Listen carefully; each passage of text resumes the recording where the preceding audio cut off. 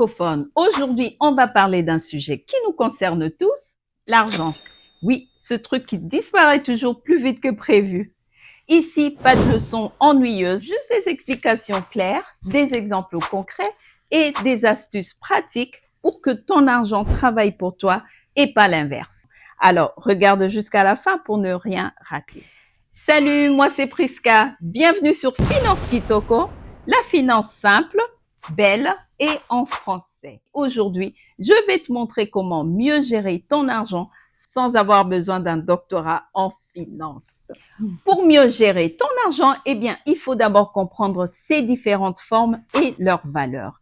On ne va pas trop s'attarder ici, mais commençons avec le classique, eh bien, le bon vieux cash, les espèces et les billets. Ce sont les billets et les pièces que tu as dans ton portefeuille.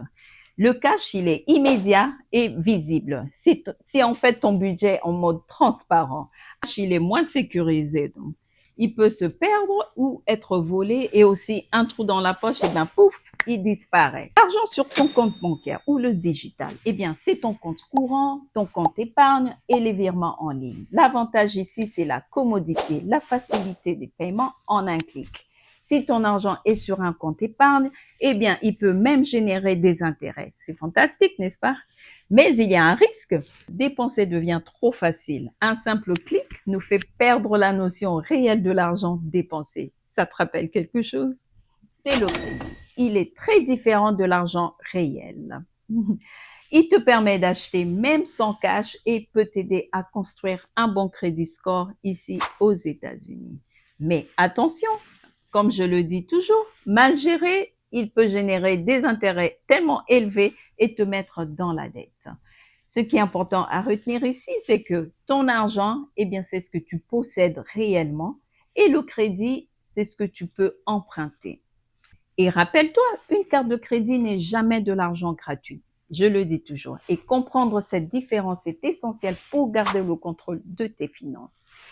Épargner, ce n'est pas réservé aux riches et ce n'est pas non plus une corvée. La clé ici, c'est automatiser. Créer l'habitude, même avec des petites sommes. Mon exemple préféré, eh bien, 10 $ par jour mis de côté, c'est 300 $ par mois, soit 3600 l'année.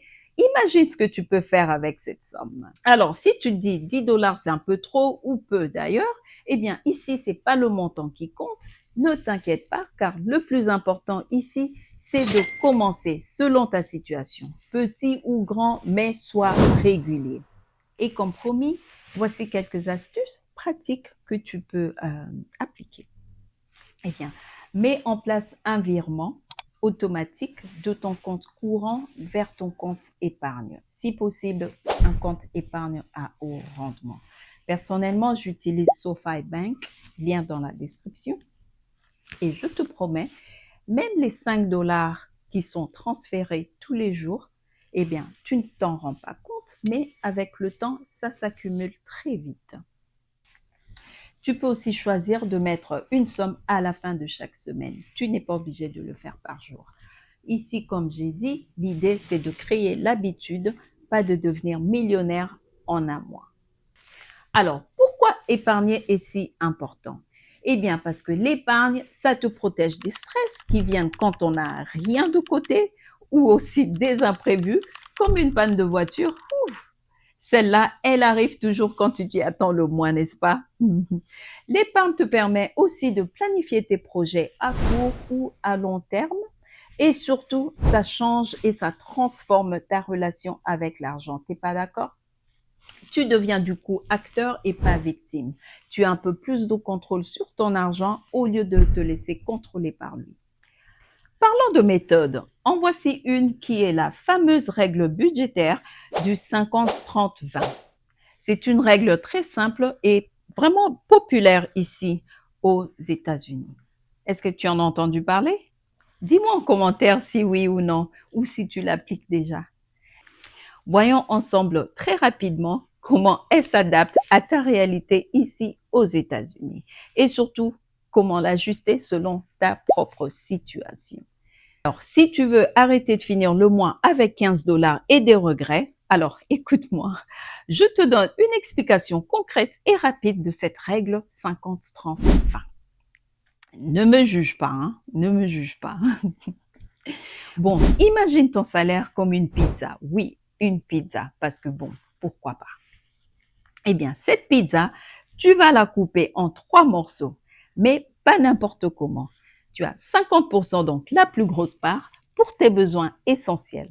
C'est tout ce qui te garde en vie et fonctionnel, c'est-à-dire ton loyer, nourriture, électricité, transport, assurance. Bref, si ça disparaît, eh bien, tu dors dans ta voiture ou non. Mais vous voyez ce que je veux dire. Alors, on passe à la suite. 30% est parti envie, plaisir. Tout ce qui est divertissement, Netflix, cinéma y compris, les sorties au resto avec tes amis, les vacances, les voyages, c'est mon point faible. Bref, c'est ce qui rend la vie vivable. Parce qu'on vit, alors on se doit d'en profiter un peu, n'est-ce pas? Les 20%, c'est pour ton avenir. C'est ton épargne, ta retraite, tes investissements ou le remboursement des dettes. Je te donne un exemple simple et clair. Tu gagnes 4 000 $ par mois, eh bien 2 000 $ seront consacrés pour les besoins de base, 1 200 pour profiter de la vie sans culpabiliser avec tes plaisirs et 800 $ pour bâtir ton futur et travailler pour ta liberté financière. Et si tu y penses, c'est 9 600 $ économisés par an ou mis quelque part, investi quelque part. Et rappelle-toi, aux États-Unis, comme tu le sais probablement d'ailleurs, il est nécessaire d'épargner soi-même pour la retraite et même pour tes frais médicaux. Pourquoi? Parce que le système ne le fait pas automatiquement pour toi. D'où l'importance de cette méthode. Elle t'aide en fait à garder un équilibre entre profiter du présent et préparer ton futur. Mais l'essentiel, c'est toujours de garder une structure, c'est-à-dire besoin d'abord, épargne ensuite et plaisir après. On est d'accord? Alors, si tu veux qu'on aille un peu plus loin avec beaucoup plus d'exemples concrets, des outils gratuits et même des applications pour suivre ton budget, reste bien connecté à la chaîne. Dépenser. Eh bien, c'est quand ton argent disparaît aussi vite qu'il est arrivé. Ton argent s'en va et ne revient pas. Ça inclut ton McDo du matin, les vêtements que tu achètes sur un coup de tête et qui restent dans ton closet, aïe. Et sans oublier les abonnements que tu n'utilises même plus. Oui, je te vois. Ok. Si tu dépenses 5 $ par jour en café chez Starbucks, par exemple, eh bien, ça fait 1 825 $ par an, parti en mousse. Mais alors, littéralement. Oui, ce n'est pas dramatique pour un jour, tu vas me dire, mais sur plusieurs années, eh bien, ça commence à peser. Investir, c'est quand ton argent continue de travailler pendant que toi, tu dors. Si tu investissais les mêmes 5 $ par jour dans des fonds indiciels, index funds comme on dit ici, ou dans des comptes à haut rendement, ou même des petits micro-investissements, eh bien, au bout de quelques années, ton argent génère de l'argent qui génère de l'argent et ainsi de suite. Et il aurait grossi grâce aux intérêts composés. Et c'est ça la magie de l'investissement. Alors, pourquoi c'est crucial? Surtout pour toi qui vis ici aux États-Unis. Parce qu'aux États-Unis, tout repose sur la gestion personnelle, comme je l'ai dit tout à l'heure. Si tu dépenses tout, tu restes dépendant de ton salaire. Mais quand tu investis, tu crées une autre source de croissance, même pendant que tu travailles ou que tu dors. Alors, je te donne très rapidement aussi quelques astuces simples. Avant chaque achat, eh bien, demande-toi, est-ce que ça me rapporte ou est-ce que ça disparaît? Je répète, est-ce que ça me rapporte ou est-ce que ça disparaît? Commence petit, mais commence maintenant.